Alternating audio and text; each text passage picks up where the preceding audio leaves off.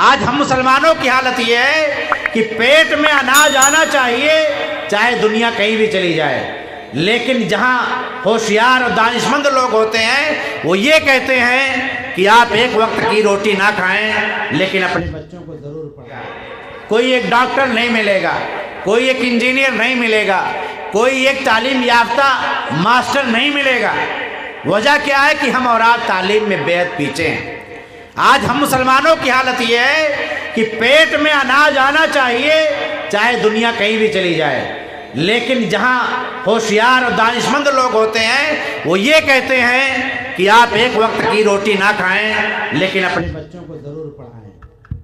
ہمارے رسول کو رب العالمین نے پہلا آرڈر دیا، اقرأ بسم ربک الذی خلق، اپنے اس رب کے نام سے پڑھو جس نے آپ کو پیدا کیا۔ پہلی حکم، پہلی وحی قرآن، جو اتنی شاندار کتاب کہ جو قرآن جس شخصیت پر نازل ہوئی وہ شخصیت رب کائنات کی سب سے پسندیدہ نبی بن گئی۔ جس رات میں نازل ہوئی وہ رات ساری راتوں میں راتوں کی سردار بن گئی۔ جس مہینے میں نازل ہوا قرآن وہ مہینہ مہینوں کا سردار بن گیا۔ اس قرآن کی پہلی آیت نے کیا کہا؟ اقرأ، پڑھو۔ ہم مسلمانوں کو اللہ رب العالمین نے حکمراں پیدا کیا تھا، حاکم بنا کے پیدا کیا تھا، لیڈنگ پاور دیا تھا۔ کنتم خیر امہ اخرجت للناس، لوگوں کے لیے ہمیں پیدا کیا گیا تھا۔ کام کیا تھا ہمارا؟ بھلائی کا حکم دینا، برائی سے روکنا۔ آج ہم ان کی برائیوں کو اپنانے لگے، ان کی اچھائیوں کو اپنانے لگے، یعنی لیڈنگ پاور کو ہم نے ختم کر دیا۔ اس کو سمجھنے کی ضرورت ہے۔ ہم کو ہر میدان میں سب سے آگے رہنا یہ رب العالمین نے ہمیں ذمہ داری دی تھی، لیکن ہم مسلمانوں نے اسے چھوڑ دیا۔ تعلیم کے بارے میں بات کی جائے، تعلیم کے بارے میں مسلمان ایس سی اور ایس ٹی سے بھی تعلیم کے میدان میں پیچھے ہیں، جسے سماج اور معاشرے کے اندر سب سے پچھڑا طبقہ کہا جاتا ہے۔ ایس سی اور ایس ٹی میں 3 سال سے لے کر 35 سال کے عمر کے بچے جو کبھی اسکول کا منہ نہیں دیکھے وہ صرف 14% ہے۔ کتنے؟ 14%۔ اور ہم مسلمانوں میں 3 سال سے 35 سال کی عمر کے بیچ میں تقریباً 30% لوگوں نے کبھی اسکول اور مدرسے کا منہ نہیں دیکھے تھے۔ یہ ہم مسلمان ہیں تعلیم میں۔ جس اسلام کا پہلا حکم یہ آیا ہو پڑھو، ان مسلمانوں کی حالت تعلیم میں یہ ہے۔ کرسچن تعلیم میں سب سے ٹاپ پہ 86%، 88%، مرد 88%، عورتیں 86%۔ مسلمان تعلیم میں کہاں ہیں؟ 67%۔ 67۔ ہم کہاں گرے، کہاں کمزور ہوئے؟ غزوہ بدر میں جنگی بنائے گئے کفار مکہ، اللہ کے رسول نے کہا تم ہمارے بچوں کو تعلیم دو، ہم تمہیں چھوڑ دیں گے۔ یہ ہم سب کے نبی تھے جنہیں تعلیم کی اتنی فکر تھی۔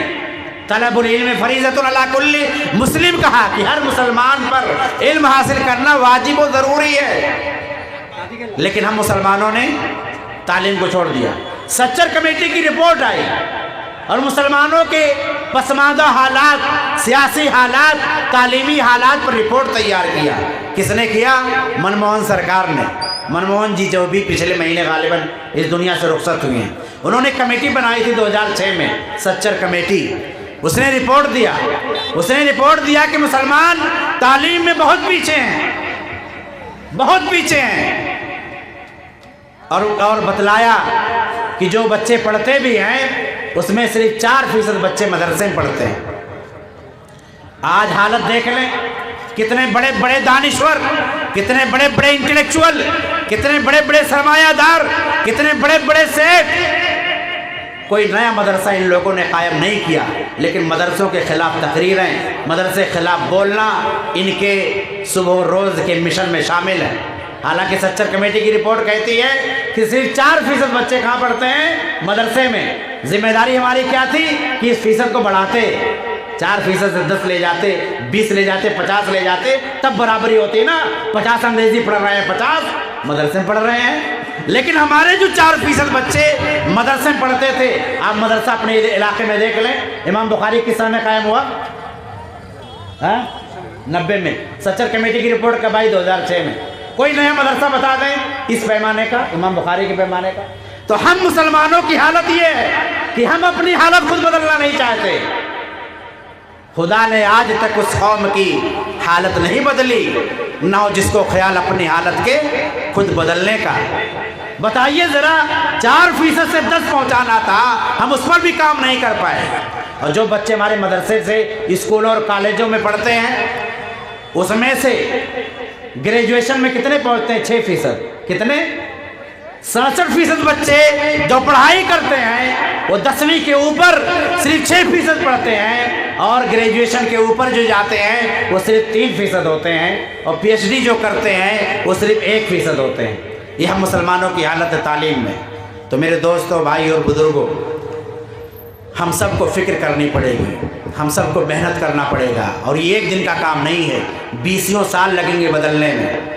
2006 की रिपोर्ट 2025 में अब्दुल करीम आपसे गुफ्तगू कर रहा है, और आपके किशनगंज की मैंने रिपोर्ट दी कि 1990 में कायम मदरसा, उसके बाद से आज तक कोई बड़ा मदरसा कायम हम और आप नहीं कर पाए। क्यों? क्योंकि हमें फिक्र ही नहीं तालीम के बारे में, हम सोचते ही नहीं हम तालीम। मैंने किसी मौके पर कहा था कि आखिर इस चौराहे का नाम आपके नेता के नाम पर है, आज़ाद नगर कह रहा था, हाँ आज़ाद नगर। मैं कहता हूँ कि आज़ाद डिग्री कॉलेज क्यों नहीं हुआ, आज़ाद इंटर कॉलेज क्यों नहीं हुआ, आज़ाद यूनिवर्सिटी क्यों नहीं बनी?